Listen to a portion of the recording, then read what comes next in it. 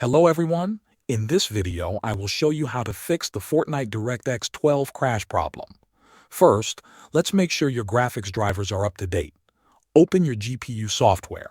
If you are using an NVIDIA GPU, open GeForce Experience. If you have an AMD card, open AMD Adrenalin. Inside the app, look for the driver section. Click on Check for updates. If there is a new driver available, install it and restart your computer. After that, try launching Fortnite again to see if the crash is gone. If the game still crashes, the next step is to verify your game files. Open the Epic Games launcher. Go to your library and find Fortnite. Click on the three dots next to the game title. Select Manage, then click on Verify. This process checks for missing or damaged files and replaces them automatically. When it finishes, try starting Fortnite again. If it still crashes, lower your graphics settings. Try reducing the resolution, lowering textures, shadows, and effects.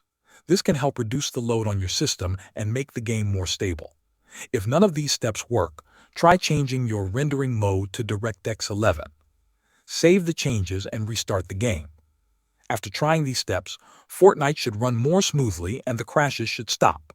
Thanks for watching.